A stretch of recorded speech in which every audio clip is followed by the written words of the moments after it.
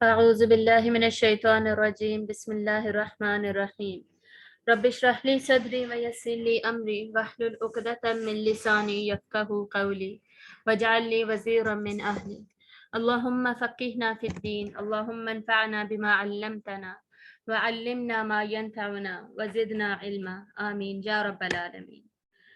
آج ہم انشاءاللہ 27th کلاس کریں گے سیرت النبی صلی اللہ علیہ وآلہ وسلم کی۔ لاسٹ کلاس میں ہم نے غزوہ بدر کو ڈسکس کر لیا تھا، آج ہم اسی سے ریلیٹڈ سورۃ الانفال پڑھیں گے۔ سورۃ الانفال بیسکلی غزوہ بدر کے فوراً بعد تیسرے دن ہی نازل ہونا شروع ہو گئی تھی۔ تیسرے دن کیوں؟ اصل میں غزوہ بدر 17 رمضان کو ہوئی تھی، اس کے بعد آپ صلی اللہ علیہ وآلہ وسلم نے 3 دن وہاں سٹے کیا، یہ ہم پچھلی کلاس میں پڑھ چکے ہیں۔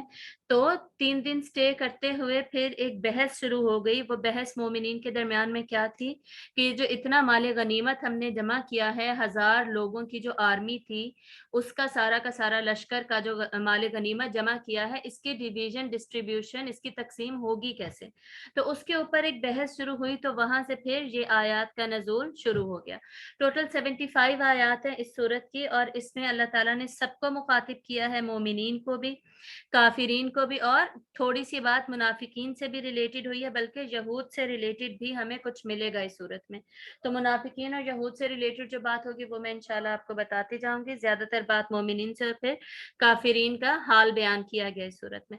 خصوصی بات اس صورت کی کیا ہے؟ دیکھیں، غزوہ بدر سے ریلیٹڈ ساری تفصیل تو ہمیں سیرت کی کتابوں میں بھی مل جاتی ہے، جو بیسکلی جو تاریخ نگار ہوتے ہیں نا، انہوں نے لکھی ہوئی ہے، لیکن اس میں اب تو ہمیں جو سیرت کی کتابیں ملتی ہیں اس میں بہت کچھ آلریڈی قرآن مجید کی جو آیات ہیں اس میں سے ایڈیشنز کر کے ہی لکھا ہوا ہے۔ لیکن ہمیں سوچنے کی بات یہ ہے ہمارے لیے کہ اگر جو اللہ تعالیٰ نے باتیں قرآن میں بتائی ہیں وہ نہ بتائی ہوتی تو تاریخ نگار کبھی بھی اسے سیرت کی کتابوں میں ایڈ نہ کر پاتے، تاریخ میں ایڈ نہ کر پاتے کہ مسلمانوں کی اندر کی حالت کیا تھی، باطنی حالت ان کی کیا تھی، کتنے ڈرے ہوئے تھے، کتنے سہمے ہوئے تھے، کتنی دعائیں مانگی جا رہی تھی، توکل کتنا زیادہ مضبوط تھا، کس کے دل میں کیا تھا جب کس نے کیا بات کی، اسی طرح کافروں کی کیا حالت تھی، مرتے ہوئے ان کی کیا حالت ہوتی ہے، منافقین کیا سوچ رہے تھے، یہودیوں نے کس طرح خیانت کی، انہی یہ دوسرے سال کی بات ہے نا، 2nd ہجری کی، تو اسی دوسری ہجری میں بیسکلی یہ ان سب کے حالات و واقعات، اور سب جو ہیں بیسکلی کافر تو آلریڈی اپنا رنگ دکھا چکے تھے، منافقین اور یہود نے اپنا رنگ دکھانا شروع کر دیا تھا، اپنا پینترا بدلنا شروع کر دیا تھا، یہود کی جو خیانتوں کی واقعات ہے، سازشیں ہیں، وہ شروع ہو چکی تھی۔ تو اس کا بھی ہمیں یہاں پر تھوڑا سا ٹچ انٹروڈکشن ہمیں ملے گا۔ اور اس صورت میں بار بار اللہ تعالیٰ غزوہ بدر کا مقصد بیان کرتے ہیں کہ مقصد اس غزوہ کا صرف اور صرف ایک تھا، اور وہ تھا کہ حق اور باطل جو ہے ان دونوں کو الگ الگ کر دیا جائے، ان میں فرق اور تمیز کر دی جائے۔ تو اس صورت کو براڈلی اسپیکنگ اگر ہم دیکھیں نا، تو اس میں بیسکلی 2 باتیں ہوں گی۔ ایک تو میں نے آپ کو بتا دیا غزوہ بدر، جو کہ زیادہ ڈیٹیل میں بات ہوگی، اس کے علاوہ فلسفہ جہاد پر بھی بات ہوگی۔ سنس یہ پہلی جنگ تھی، یہ پہلا غزوہ تھا جو آپ صلی اللہ علیہ وآلہ وسلم کی زندگی میں ہوا، تو اس وجہ سے اس میں اللہ تعالیٰ کہ جہاد میں کیا ہونا چاہیے، کیا نہیں ہونا چاہیے، ڈوز اینڈ ڈونٹس کیا ہیں، تھوڑا سا اس سے ریلیٹڈ قانون، وہ بھی اس صورت میں اس کو بھی ٹچ کیا گیا ہے، ٹھیک ہے۔ ٹوٹل اس کی جو 75 آیات ہے نا، اس کو ہم ٹوٹل 7 سیکشنز میں ڈیوائڈ کر کے پڑھیں گے۔ یہ 7 سیکشنز بنانے کا مقصد کیا ہے؟ مقصد صرف اور صرف یہ ہے کہ اس صورت کو ہم آسانی سے سمجھ سکیں، ٹھیک ہے۔ ڈیوائڈ کر کے، ڈسٹریبیوشن کر کے کیا ہوتا ہے کہ ہم اب سمجھنا بہت زیادہ آسان ہو جاتا ہے۔ جیسے اللہ تعالیٰ کہتے ہیں نا سورۃ الرحمن میں، الرحمن علم القرآن خلق الانسان علمہ البیان، اللہ تعالیٰ نے انسان کو بنا دیا، علم بھی دے دیا، قرآن بھی دے دیا، لیکن ساتھ ہی اللہ نے اسے ایک بیان کرنے کا طریقہ بھی سکھایا ہے، صحیح ہے۔ تو یہ ایک بیان کرنے کا طریقہ ہے کہ بیان کا مقصد کیا ہوتا ہے، ایک جو پرٹیکولر ٹاپک ہے اس کو اس طریقے سے سٹرکچرڈ فارم میں لے کر آیا جائے کہ سامنے جو آڈینس ہے اس کو بہترین طریقے سے بات سمجھ آ جائے، صحیح ہے۔ تو یہی کام انشاءاللہ آج ہم کرنے جا رہے ہیں۔ سیکشن 1 کا ہم سٹارٹ کریں گے، 1 سے 12 نمبر جو آیتیں ہیں نا، ان کے اندر کیا بات ہو رہی ہے؟ پہلی آیت کو دیکھیے، اعوذ باللہ من الشیطان الرجیم، بسم اللہ الرحمن الرحیم، یسألونک عن الانفال۔ میں نے جیسے پہلے بھی بتایا کہ انفال کا سوال جب اٹھا ہے وہاں پر، اور اس کا بیک گراؤنڈ کیا تھا کہ سعد بن ابی وقاص رضی اللہ تعالیٰ عنہ جو ہے وہ ایک تلوار لے کر آئے کہ یا رسول اللہ صلی اللہ علیہ وسلم، یہ اس سے میں نے فائٹ کی، اس سے میں لڑا ہوں اس کے اندر، جنگ کے اندر، تو پلیز یہ تلوار جو ہے نا آپ مجھے ہی دے دیجیے۔ تو اس کے بعد پھر ایک جھگڑا، ایک بحث شروع ہوئی، جو آپ صلی اللہ علیہ وسلم کے ساتھ موجود تھے ساتھی صحابی، انہوں نے کہا کہ ہم آپ صلی اللہ علیہ وسلم کی پروٹیکشن میں آگے آگے تھے تو ہمیں ملنا چاہیے زیادہ حصہ۔ تو جن لوگوں نے جمع کیا تھا وہ کہنے لگے کہ نہیں، ہمیں زیادہ حصہ ملنا چاہیے، اور جو لوگ فور فرنٹ پہ لڑے تھے، جنہوں نے باقاعدہ جنگ کی تھی، انہوں نے کہا کہ نہیں جی، جیتے تو ہماری وجہ سے ہیں تو ہمیں زیادہ حصہ ملنا چاہیے۔ تو اب اللہ تعالیٰ کیا کہہ رہے ہیں؟ یسألونک عن الانفال، یہ انفال کے بارے میں سوال کرتے ہیں۔ قل الانفال للہ والرسول، بھئی انفال تو اللہ اور اس کے رسول کے لیے۔ جب جیت اللہ اور اس کے رسول کی وجہ سے ہوئی ہے تو انفال جو مال غنیمت ہے، انفال بیسکلی نفل کی جمع ہے۔ نفل مطلب کچھ زیادہ، something extra that would be given، ٹھیک ہے؟ تو یہ جو ایکسٹرا چیز ہے، اضافی جو چیز ہے، یہ بھی پھر اللہ اور اس کے رسول کی ہے۔ تم لوگ چپ کر کے بیٹھو اور کرو کیا؟ فوکس کہاں پہ رکھو؟ فوکس سارا کا سارا آپسی صلح پہ ہونا چاہیے۔ وَأَصْلِحُوا ذَاتَ بَيْنِكُمْ، اپنی ریکنسائلیشن پہ، اپنے ایک دوسرے کے ساتھ مل جل کر کام کرنے پہ، مقصد کو حاصل کرنے پہ تم لوگوں کا فوکس ہونا چاہیے۔ وَأَطِيعُوا اللَّهَ وَرَسُولَهُ إِن كُنتُم مُؤْمِنِينَ، اور دوسرا تم لوگوں کا دھیان، ترجیح کیا ہونی چاہیے؟ اللہ اور اس کے رسول کی اطاعت، اگر تم لوگ مومنین ہو۔ اور سنس تم لوگ مومنین ہو تو انفال پہ سوال کرنے کے بجائے ان باتوں پر دھیان دو، اپنی ترجیحات کو بدل لو۔ اگلی ہی آیت میں اللہ تعالیٰ مومن کی حقیقی مومن ہوتا ہے نا، اس کی صفات کا ذکر کرتے ہیں کہ مومن ہوتا کون ہے۔ انما المؤمنین، ٹھیک ہے؟ مومن، بے شک مومن کون ہے؟ مومن وہ ہے جو، یہ جو آیت ہے نا انما المؤمن، یہ یہاں سے شروع ہونے والی نا آیت قرآن مجید میں 4 جگہ پر آتی ہے۔ 2 مرتبہ تو ہمیں سورۃ البدر میں ملے گی، اور 1 مرتبہ ہمیں اب سورۃ الحجرات میں بھی اللہ تعالیٰ نے مومنین کی جو ڈیفینیشن ہے وہ بیان کی ہے۔ سورۃ الحجرات کی نا 15 نمبر آیت ہے۔ اچھا، مسلمان کون ہوتا ہے؟ مسلمان کا آپ صلی اللہ علیہ وسلم نے حدیث میں فرمایا نا، بنی الاسلام علی خمس، اسلام کی بنیاد 5 پر ہے۔ وہ 5 کیا ہے؟ توحید، نماز، روزہ، حج، زکوٰۃ، یہ ہم سب کو پتہ ہے۔ ان سب میں 2 ایڈیشنل کوالٹیز شامل ہو جاتی ہیں تو وہ کیا بن جاتا ہے؟ مومن، جو کہ ہمیں اس صورت سے پتہ چلنے والا ہے۔ ایک تو حقیقی مومن کا ذکر ہے 2 سے 3 آیت میں، اور پھر لاسٹ سیکشن میں جائیں گے، سیکنڈ لاسٹ آیت جو ہوگی اس میں دوبارہ حقیقی مومن کی جو دوسری صفت ہے وہ وہاں پر بیان کی جائے گی۔ صحیح، پہلی صفت یہاں پر ہے اور دوسری صفت وہاں پر ہے۔ تو یہ بہت خوبصورت آیت ہے۔ ہم ساری آیات کی تو تلاوت نہیں کریں گے، لیکن یہ جو بیچ میں امپورٹنٹ آیات ہیں ان کو ہم دیکھتے جائیں گے۔ تو یہ آیت کیا ہے؟ انما المؤمنون الذین اذا ذکر اللہ وجلت قلوبہم، حقیقی مومن تو وہی ہے کہ جب اللہ کا ذکر کیا جاتا ہے تو ان کے دل کانپنے لگتے ہیں، لرز جاتے ہیں۔ وَإِذَا تُلِيَتْ عَلَيْهِمْ آيَاتُهُ زَادَتْهُمْ إِيمَانًا، اور جب ان پر تلاوت قرآن کیا جاتا ہے تو ان کا ایمان بڑھ جاتا ہے۔ وَعَلَىٰ رَبِّهِمْ يَتَوَكَّلُونَ، اور اپنے رب پر ہی وہ توکل کرتے ہیں۔ اور آگے پھر نماز قائم کرنا اور اللہ تعالیٰ کے رزق میں سے انفاق فی سبیل اللہ بیسکلی کرنا، یہ بھی اگلی آیت میں ہے۔ اور اس کے بعد اولئک هم المؤمنون حقا، یہ ہیں حقیقی مومن۔ لہم درجات عند ربہم ومغفرۃ ورزق کریم، اجر چوتھی آیت میں بتایا گیا ہے انہی کے ہوں گے درجات، مغفرت اور رزق کریم۔ بیسکلی 2، 3 اور 4 آیت میں ہم نے پڑھا کیا؟ مومن کی جو مین صفت ہے نا وہ ہے اس کا یقینی ایمان ہونا، ایمان کی ایسی مضبوطی ہونا کہ اس میں ذرہ برابر شک نہ ہو۔ جیسے سورۃ الحجرات میں بھی اللہ تعالیٰ یہی فرماتے ہیں انما المؤمنون الذین آمنوا باللہ ورسولہ ثم لم یرتابوا، کہ وہ اس پہ شک نہیں کرتے، ان کا ایمان اللہ اور رسول پر اتنا مضبوط ہوتا ہے کہ شک ان کے دل میں بالکل بھی نہیں آتا۔ تو جو 5 بیسک ریکوائرمنٹس تھی مسلمان ہونے کی، اس کے بعد مومن ہونے کی ریکوائرمنٹس کیا ہے کہ نمبر 1 ان کا یقینی ایمان ہے، جو کہ یہاں پر ایمان کو کھول کر بتا دیا گیا۔ ایمان کا پتہ کیسے چلتا ہے؟ اللہ کے ذکر سے ان کے دل کانپنے لگتے ہیں، قرآن کی آیات سن کر ان کا ایمان بڑھ جاتا ہے، ان کا توکل صرف اللہ پر ہوتا ہے، نمازیں قائم کرتے ہیں، وہ اللہ کے راستے میں خرچ کرتے ہیں۔ اور یہاں پر اللہ کے راستے میں خرچ کرنا ان جنرل بھی ہے اور خصوصاً جہاد کے پرسپیکٹو سے بھی ہے، ٹھیک ہے؟ اس کے بعد آیت نمبر 8 جو ہے اس میں بدر کا مقصد کھول کر بیان کر دیا گیا۔ یاد رکھیے گا اس صورت میں جو مقصد ہے نا اس جنگ کا وہ بار بار ریپیٹ ہوگا، بار بار ریپیٹ ہوگا، کیونکہ یہ بہت زیادہ امپورٹنٹ بات ہے۔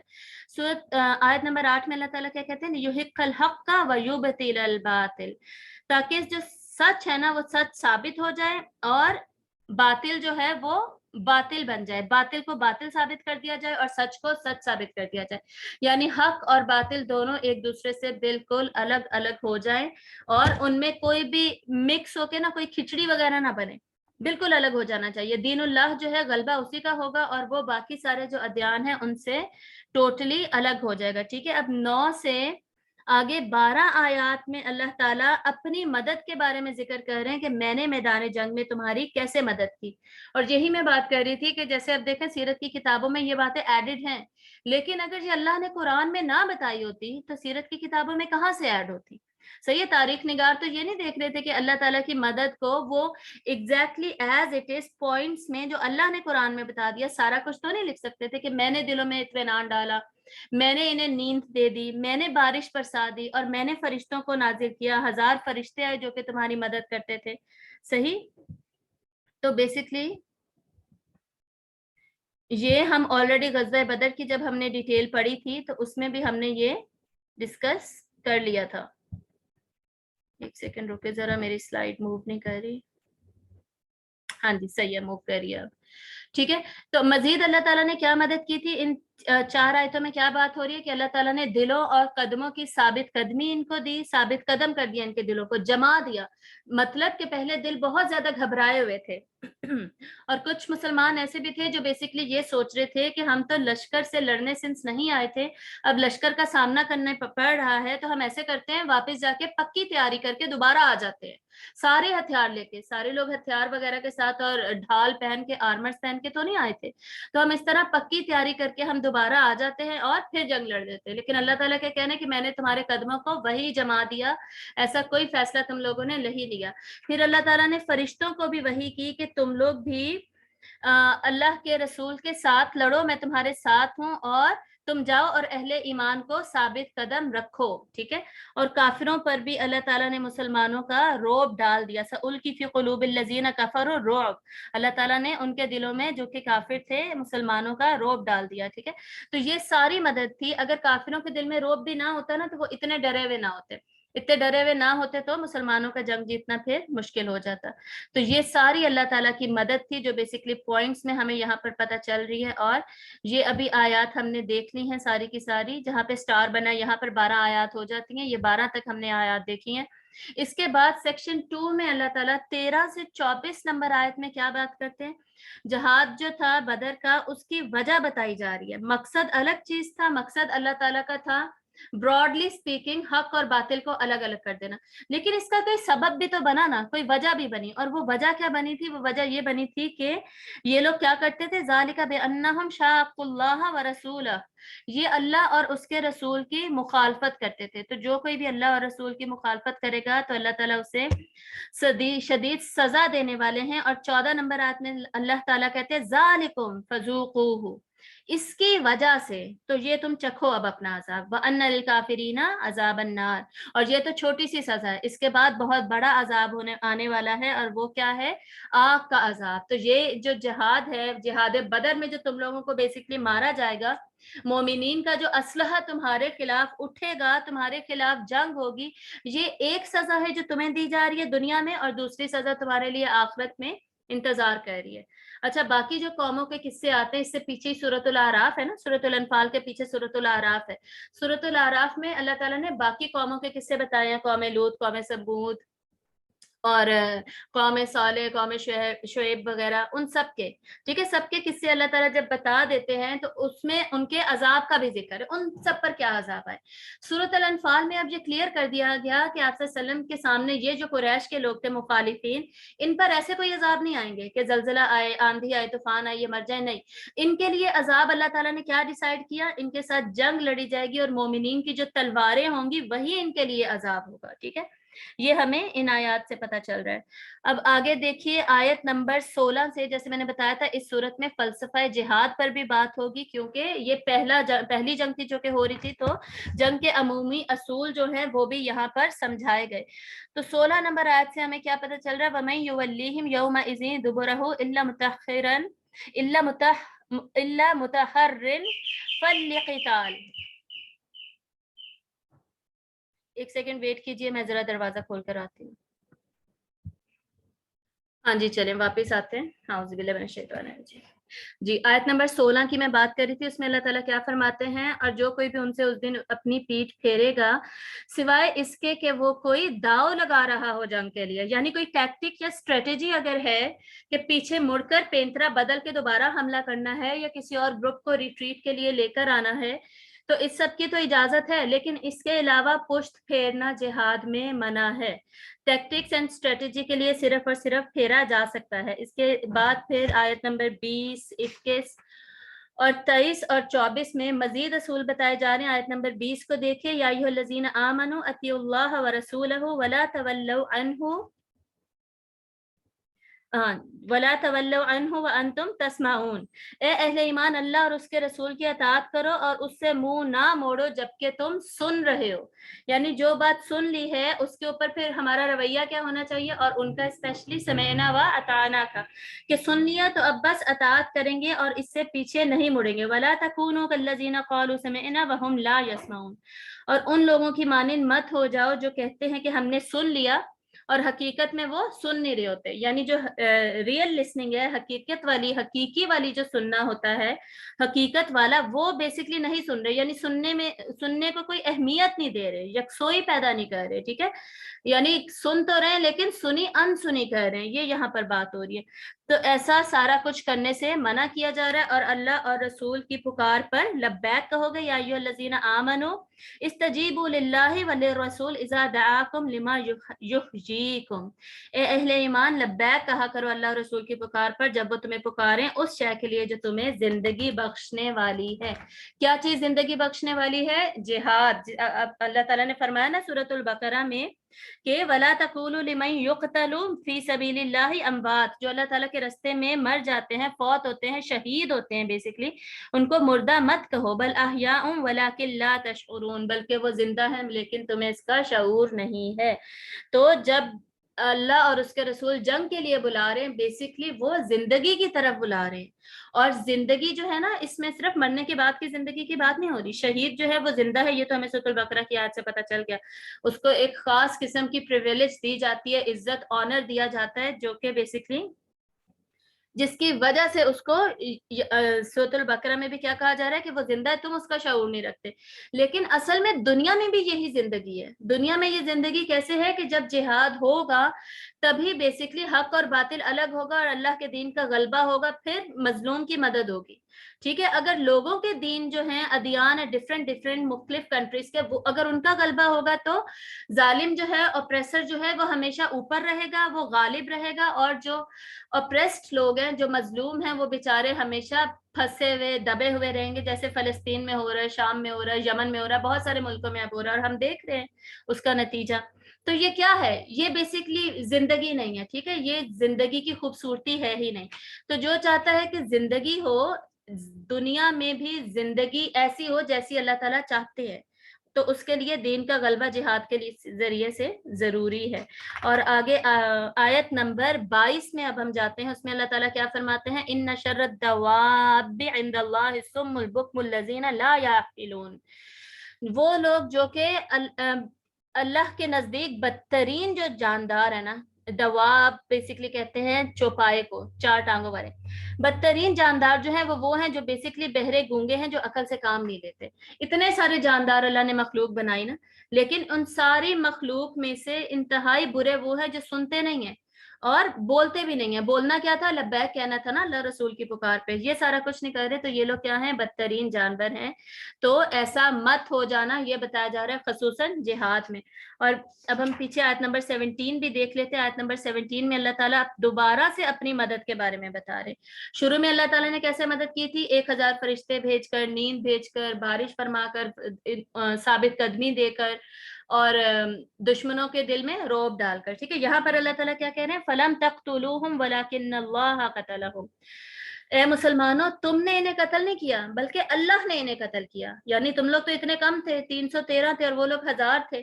تو اگر اللہ کی مدد نہ ہوتی تو تم لوگ قتل کر نہ پاتے. اس کا مطلب کیا ہے کہ مسلمانوں نے تلواریں ضرور اٹھائی تھی، ہاتھ میں رکھ، پلیٹ میں رکھ کے انہیں وکٹری، انہیں فتح نہیں ملی، اور اللہ نے دینی بھی نہیں تھی فتح، بلکہ تم نے جب ہمت کی ہے، محنت کی ہے، تو تمہاری محنت کا جو نتیجہ ہے وہ اللہ کی طرف سے ہے اور اللہ نے دکھایا ہے۔ وما رمیت اذ رمیت ولکن اللہ رمی، اور آپ صلی اللہ علیہ وسلم سے کہا جا رہا ہے کہ یا رسول اللہ صلی اللہ علیہ وسلم، جب آپ نے کنکریوں کی مٹھی بھر کر ان پر پھینکی تھی اور کہا تھا شاہت الوجوہ، کہ ان کے چہرے بگڑ جائیں، اور سارے کفار نے یہ محسوس کیا تھا کہ ان سب کے چہروں پہ آ کے مٹی پڑی ہے اور کنکر لگے ہیں، اور ان کی آنکھوں میں میل سی چلی گئی تھی، وہ صحیح سے دیکھ نہیں پا رہے تھے۔ تو یہ جو واقعہ ہوا تھا، جو میں نے سنایا بھی تھا غزوہ بدر میں، تو اللہ تعالیٰ کہہ رہا ہے کہ آپ نے مٹی نہیں پھینکی تھی، اصل میں نے مٹی پھینکی تھی۔ مطلب کیا ہے کہ آپ نے ہمت تو کی، اٹھائی، اور اپنی چوائس سے، اختیار سے پھینک تو دی، لیکن اتنی آگے تک پہنچ تو نہیں سکتی تھی اگر اللہ کی مدد اس میں شامل نہ ہوتی۔ اللہ کا بندہ مومن کا جو ہاتھ ہے نا، وہ جب محنت کرتا ہے، ہمت کرتا ہے اللہ کے راستے میں، تو اللہ تعالیٰ اس کی مدد فرماتے ہیں۔ یہ ہمیں یہاں سے پتہ چل رہا ہے، ان اللہ سمیع علیم، بے شک اللہ بہت سننے والا، بہت جاننے والا ہے۔ یہ ہم نے 13 to 24 آیات میں سورۃ الانفال کی یہ ہم نے دیکھا، یہ ساری آیات یہاں پر مینشنڈ ہے۔ اس کے بعد سیکشن 3 میں 25 to 36 آیات میں دوبارہ ہم جا رہے ہیں، اور یہاں سے ہمیں کیا پتہ چلتا ہے کہ جہاد بدر کی جو وجہ پہلے ایک بتائی گئی تھی، اب دوبارہ یہاں پر کلیئر کی گئی ہے۔ پہلے کیا بتائی گئی تھی کہ ان لوگوں نے اللہ اور اس کے رسول کی مخالفت کی، اسی مخالفت کو اب کھول کر یہاں پر ایکسپلین کیا جا رہا ہے 32 36 میں، اور وہ کیا ہے، ایک سیکنڈ میں اوپن کر لوں۔ ہاں جی، وَإِذْ يَمْكُرُ بِكَ الَّذِينَ كَفَرُوا، اور جب سازشیں کر رہے تھے، چالیں لڑ رہے تھے وہ لوگ جنہوں نے کفر کیا، لِيُثْبِتُوكَ، کہ وہ آپ کو قید کر دے، او يَقْتُلُوكَ، یا آپ کو قتل کر دیں، او يُخْرِجُوكَ، یا آپ کو نکال دیں۔ یہ کب کی بات ہے؟ یہ ہجرت کی بات ہو رہی ہے۔ بیسیکلی ہجرت کے موقع پر اللہ تعالیٰ فرما رہے ہیں کہ اتنے برے حالات ہو چکے تھے، اتنے خراب حالات ہو چکے تھے کہ یہ سوچ رہے تھے کہ آپ صلی اللہ علیہ وسلم کو یا تو نعوذ باللہ قید کر دیں، یا پھر باہر نکال دیں، یا پھر قتل ہی کر دیں۔ اور قتل کا مشورہ کس نے دیا تھا؟ دار الندوہ میں، جب شیطان جو ہے ایک شیخ بن کے، بہت بڑا رئیس بن کر آیا تھا، اور اس نے کہا تھا کہ نہیں نہیں، قید نہ کریں، اس سے تو کوئی فائدہ نہیں ہوگا، نہیں نکالو بھی مت، اس سے بھی کوئی فائدہ نہیں ہوگا، واپس آ جائیں گے، ایسے کرو تم لوگ قتل ہی کر دو، ٹھیک ہے۔ اسی وجہ سے سارے جو رئیس تھے، پھر سارے سردار جمع ہو کر الٹیمیٹلی رات کو آپ صلی اللہ علیہ وسلم کے گھر گئے، لیکن حضرت علی وہاں پر سوئے ہوئے تھے، ٹھیک ہے۔ یہ واقعہ آپ کو یاد ہونا چاہیے۔ تو اللہ تعالیٰ کہہ رہے ہیں کہ یہ اتنی ساری وجوہات، یہ سارے جو ان کے سلوک، ان کے رویے تھے، اس کی وجہ سے یہ سارا کچھ اب ان کے اوپر یہ عذاب نازل ہو رہا ہے۔ وَيَمْكُرُونَ وَيَمْكُرُ اللَّهُ، اور انہوں نے مکر چلی، چال چلی، اور اللہ تعالیٰ نے بھی تدبیر کی۔ وَاللَّهُ خَيْرُ الْمَاكِرِينَ، اور اللہ بے شک بہترین منصوبہ بندی تدبیر کرنے والا ہے۔ وَإِذَا تُتْلَى عَلَيْهِمْ آيَاتُنَا قَالُوا قَدْ سَمِعْنَا لَوْ نَشَاءُ لَقُلْنَا مِثْلَ هَذَا إِنْ هَذَا إِلَّا أَسَاطِيرُ الْأَوَّلِينَ، بے شک یہ کیا ہے؟ کہانیاں۔ یہ کون کہتا تھا؟ نضر بن حارث۔ اس کے پچھلی کلاس میں ہم نے پڑھا تھا نا کہ یہ وہ شخص تھا، دو ایسے لوگ تھے جن کو بیسکلی میدان جنگ سے جب قیدیوں کو لے جایا جا رہا تھا، 70 قیدیوں کو، تو یہ دو قیدی تھے جن کو آپ صلی اللہ علیہ وسلم نے فرمایا کہ انہیں یہیں پہ کھڑا کر کے قتل کر دیا جائے، ایگزیکیوٹ کر دیا جائے۔ ان میں سے ایک یہ نضر بن حارث تھا۔ اس کو یہاں پہ ریفر کیا جاتا ہے۔ اللہ تعالیٰ کیا فرما رہے ہیں؟ اور جب انہیں ہماری آیات پڑھ کر سنائی جاتی ہیں تو وہ کہتے ہیں کہ ہم نے بہت سن لیا، اگر ہم چاہیں تو ہم بھی ایسا کلام بنا سکتے ہیں۔ یہ کیا ہے؟ یہ تو صرف پچھلے لوگوں کی کہانیاں ہیں اور یہ کچھ بھی نہیں ہے، ٹھیک ہے۔ تو یہ ایٹیچیوڈ، یہ رویہ اس شخص کا تھا جس کی وجہ سے اس کو وہاں پہ قتل کیا گیا، اور یہ ان کے سارے گناہ بتائے جا رہے ہیں جو بیسکلی بدر کی وجہ بنی۔ اس کے بعد مزید کیا وجہ بتائی جا رہی ہے کہ یہ لوگ اللہ تعالیٰ کے رستے سے مسلمانوں کو روکتے تھے۔ آیت 34 دیکھیے، وَمَا لَهُمْ أَلَّا يُعَذِّبَهُمُ اللَّهُ، اور کیا ہے ان کے لیے کہ اللہ ان کو عذاب نہ دے، یعنی عذاب دینے کی وجہ تو یہی بنی ہے۔ وہ کیا ہے؟ وَهُمْ يَصُدُّونَ عَنِ الْمَسْجِدِ الْحَرَامِ، کہ وہ مسجد حرام سے مسلمانوں کو روکتے تھے، جن کا بیسکلی زیادہ حق تھا کہ وہ مسجد حرام کے متولی بنے اور مسجد حرام میں اللہ کی عبادت کو قائم کرے۔ اور وہاں پہ ہو کیا رہا تھا؟ ان لوگوں نے بت رکھے ہوئے تھے اور بتوں کی عبادت کی جا رہی تھی۔ اور عبادت کیا کرتے تھے؟ اللہ تعالیٰ ان کا طریقہ بتا رہے ہیں آیت نمبر 35 میں، اور ان کا مذاق بھی اڑایا جا رہا ہے۔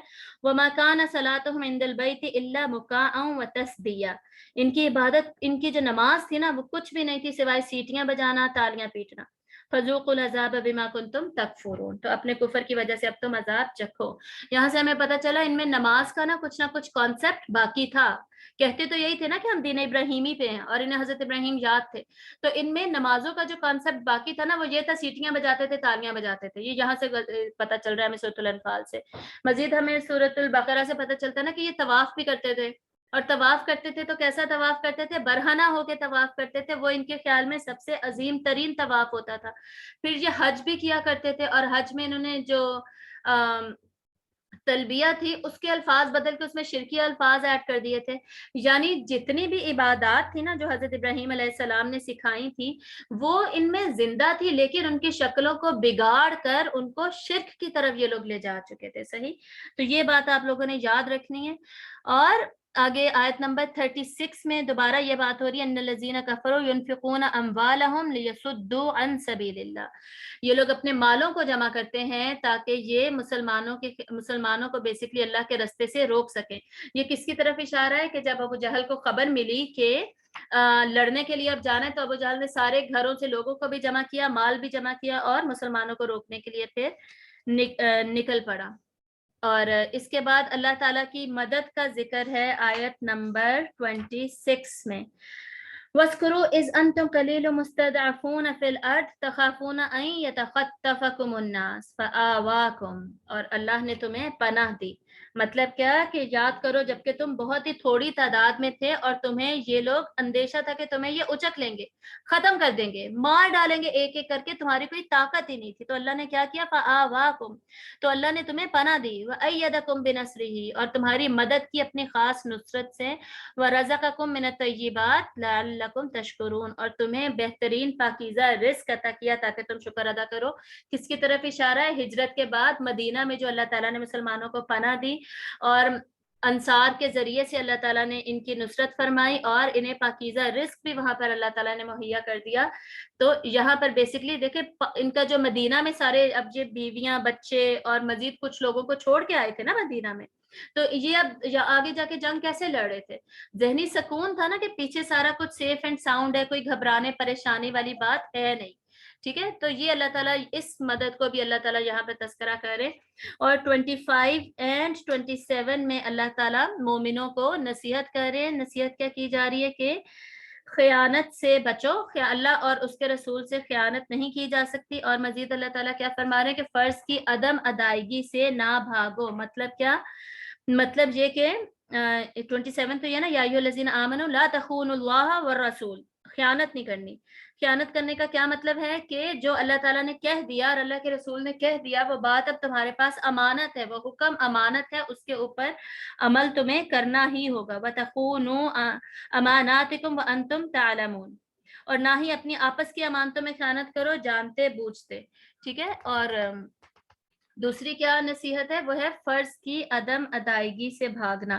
مطلب کچھ لوگ ان میں سے ایسے بھی تھے نا کہ جو چاہ رہے تھے کہ وہ جنگ فی الحال نہ لڑی جائے بلکہ تیاری کر کے واپس آ کے لڑی جائے، تو ایسے لوگوں سے اللہ تعالیٰ کیا فرمانا ہے کہ اب جو فرض ہو چکا ہے اس سے اب پھر ہم آگے پیچھے نہیں ہٹ سکتے۔ اور اس کے بعد آیت نمبر 29 میں اللہ تعالیٰ اپنے جو اجر ہے اس کا دوبارہ سے ذکر کر رہے ہیں۔ شروع میں بھی ہم نے اجر دیکھا تھا آیت نمبر 4 میں کہ ان کے لیے رزق کریم ہے۔ رزق کریم کیا ہوتا ہے؟ جنت جو ہے نا، جنت کو اللہ تعالیٰ رزق کریم بھی فرماتے ہیں، جنت کو کہا جاتا ہے۔ قرآن مجید میں جنت کے لیے بار بار اللہ تعالیٰ نے رزق کا ورڈ یوز کیا۔ مطلب کیا ہے؟ رزق میں کیا آتا ہے؟ جتنی بھی اللہ تعالیٰ کی نعمتیں ہیں نا وہ ساری کی ساری رزق میں آتے ہیں۔ رزق کریم کیا ہوتا ہے؟ ایسا رزق جس میں خوبیاں ہی خوبیاں، ہر طرح کا خوبی ہے اور ہر طرح کی عزت اس کے ساتھ منسوب ہے۔ تو جنت کی وہاں پہ بات تھی، اور جہاں پہ آیت نمبر 29 میں کیا بات ہے؟ یا ایھا الذین آمنوا ان تتقوا اللہ یجعل لکم فرقانا وَيُكَفِّرْ عَنْكُمْ سَيِّئَاتِكُمْ وَيَغْفِرْ لَكُمْ وَاللَّهُ ذُو الْفَضْلِ الْعَظِيمِ۔ ہوگا کیا؟ تمہارے لیے اللہ تعالیٰ فرقان بنا دیں گے۔ فرقان بنانے کا کیا مطلب ہے؟ کہ فرقان، یہ پہلا فرقان ہوگا، یہ جنگ بدر جو حق اور باطل کو الگ کر دے گی اور تمہیں فتح نصیب ہوگی، یہ بتایا جا رہا ہے۔ اور پھر تم سے برائیاں دور کر دی جائے گی، تمہیں مغفرت دے دی جائے گی، واللہ ذو الفضل العظیم، اور اللہ بہت بڑے فضل والا ہے۔ یہ آیات اب ہم پڑھ رہے ہیں سیکشن 3 میں۔ اب دیکھیں جنگ کا نقشہ جو ہم نے سیرت کی کتابوں سے پڑھا وہ اور طرح کا تھا. اور جو ہمیں سورۃ الانفال سے پتہ چل رہا ہے یہ اللہ تعالیٰ کا تبصرہ ہے بیٹے بیسکلی غزوہ بدر کے اوپر. تو یہ بالکل ڈفرینٹ اینگل سے ہمیں یہ باتیں پتہ چل رہی ہیں. یہ ساری آیات تھی جو کہ ابھی ہم نے پڑھی. اب دیکھتے سیکشن 4 میں ہمیں اللہ تعالیٰ مقصد بدر کا دوبارہ بتا رہے. جیسے میں نے بتایا تھا کہ بدر کا جو مقصد ہے نا بار بار ریپیٹ ہوگا اس صورت میں تاکہ بالکل کلیئر ہو جائے ہر ایک کو. 37 آیت میں کیا ہے لیمیز اللہ الخبیث من الطیب, تاکہ اللہ پاک کو ناپاک سے چھانٹ کر بالکل الگ الگ کر دے, سفٹنگ ہو جائے. اور اس سے فائدہ کیا ہوگا, جو حق ہے جب باطل میں ڈگمگ نہیں ہوگا تو لوگوں کو صحیح پتا ہوگا کہ حق کو کیسے فالو کرنا ہے. حق ہے کیا, صراط مستقیم کون سی ہے جو سیدھی جنت کی طرف ہمیں لے کر جائے گی. ہم نے ادھر ادھر گمراہی والے بھٹکنے والے رستوں پر نہیں نکل جانا, اور اللہ کے دین کو غالب کرنے میں پھر مدد ملے گی, آسانی ہوگی. بیسکلی جب ہم اللہ کے دین پر عمل کریں گے نا تبھی اللہ تعالیٰ ہماری بھی مدد کریں گے اور دین کا غلبہ ہوگا. اب ہم نے کیا کیا, اب ہم نے اللہ کے دین پر عمل کرنا چھوڑ دیا ہے تو ایمان ہمارا اتنا کمزور ہو چکا ہے, آگے سے ہماری پھر اللہ تعالیٰ مدد بھی نہیں فرما رہے. اتنی کم مدد ہو رہی ہے ہمارے اوپر برے حکمران مسلط ہے, مختلف قسم کی سزائیں مل رہی ہوتی ہیں لوگوں کو, عجیب عجیب ہمارے حالات آج کل چل رہے. تو یہ یہاں پر مقصد دوبارہ کلیئر کیا جا رہا ہے. اور آیت 38 میں اللہ تعالیٰ کافروں کو مغفرت کا, توبہ کا آپشن بھی دے رہے ہیں کہ ابھی بھی تمہارے پاس چانس ہے, بدر کے موقع پہ بھی تمہارے پاس چانس ہے کہ اگر تم پلٹنا چاہو توبہ کر لو تو اللہ تعالیٰ تمہیں معاف کر دیں گے. حالانکہ جو پرانی قومیں تھیں ان پر جب عذاب آنا ہوتا تھا عذاب سے پہلے انہیں جو آپشن دیا جاتا تھا, عذاب کے دن پھر ان پہ جو آپشن اپلیکیبل نہیں ہوتا تھا. لیکن سنس سے آخری امت تھی اور آخری امت پر اللہ تعالیٰ نے حجت تمام کرنی تھی, اور یہ غزوہ بدر ایک عذاب کی طرح تھا جو ان پر نازل ہو رہا تھا, تو اللہ تعالیٰ پھر فرماتے ہیں کہ تم لوگوں کے لیے البتہ آج کے دن بھی آپشن موجود ہے کہ اگر معافی مانگ لو تو معاف کر دیے جاؤ گے. قل للذین کفروا ان ينتهوا یغفر لهم ما قد سلف, جو پہلے گزر چکا وہ سارا کچھ معاف ہو جائے گا. وان يعودوا فقد مضت سنت الاولین, اور اگر وہ دوبارہ یہی کچھ کریں گے تو پچھلوں کے حق میں سنت الہی تو گزر چکی ہے. یعنی پچھلی قوموں کے ساتھ جو کچھ ہوا وہ تم لوگ سورۃ الانعام اور سورۃ الاعراف میں آلریڈی اللہ تعالیٰ نے وہ تو نازل کر دی تھی مکی دور میں, وہ تم لوگ پڑھ چکے ہو, تاریخ کو تم لوگ دیکھ چکے ہو. تو اگر تم لوگ ابھی بھی معافی نہیں مانگو گے تو یہ عذاب کی صورت میں مومنین کی تلواریں تم پر پڑیں گی اور سارے کے سارے مارے جاؤ گے. ٹھیک ہے, اب آیت نمبر 39 میں بیسکلی جہاد کا مقصد بتایا جا رہا ہے. ٹھیک ہے, صرف غزوہ بدر کا نہیں, پورے کے پورے جہاد کا نظام ہی اللہ تعالیٰ نے کیوں رکھا ہے. اور جہاد کا نظام کس لیے رکھا گیا ہے, تاکہ فتنہ باقی نہ رہے, فتنہ کفر جو ہے وہ مکمل طور پر ختم ہو جائے اور دین پورا کا پورا اللہ کا ہی ہو جائے. وقاتلوہم, اور جنگ کرو ان کے ساتھ, حتی لا تکون فتنۃ, یہاں تک کہ فتنہ ختم ہو جائے. وَيَكُونَ الدِّينُ كُلُّهُ لِلَّهِ, اور دین سارا کا سارا اللہ کا ہو جائے تاکہ اللہ کے دین کا غلبہ ہو. یہ ہم اور بھی بہت ساری آیات میں قرآن مجید میں یہ ریپیٹ ہوتا ہے, اور یہاں پر بھی اللہ تعالیٰ بتا رہے ہیں مقصد جہاد. اب آیت نمبر 40 وہ آیت ہے جس میں اس صورت میں پہلی دفعہ توکل علی اللہ کا سبق ہمیں دیا جا رہا ہے, اور یہ آگے آپ دیکھیں گے کہ یہ آگے جا کے پھر ریپیٹ ہوگا, 2-3 دفعہ ریپیٹ ہوگا اسی صورت میں. وَإِن تَوَلَّوْا فَاعْلَمُوا أَنَّ اللَّهَ مَوْلَاكُمْ نِعْمَ الْمَوْلَى وَنِعْمَ النَّصِيرُ, اور اگر وہ روگردانی کریں تو اے مسلمانوں تم جان لو کہ اللہ تمہارا مولا ہے, کیا ہی خوب ہے وہ مولا اور کیا ہی خوب ہے وہ مددگار. یعنی تمہارا پروٹیکٹر اگر اللہ ہے تو تم نے اب کرنا کیا ہے, صرف اور صرف اللہ پر توکل کرنا ہے. توکل میں کیا شامل ہو جائے گا, مکمل اسباب اختیار کرنے ہیں اور مکمل دعا, اچھے طریقے سے دعا کرنی ہے. اور ہم نے بار بار پڑھا غزوہ بدر میں آپ صلی اللہ علیہ وسلم بار بار خیمے میں جاتے, دعا کرتے, پھر واپس آ کر جنگ کرتے, پھر اندر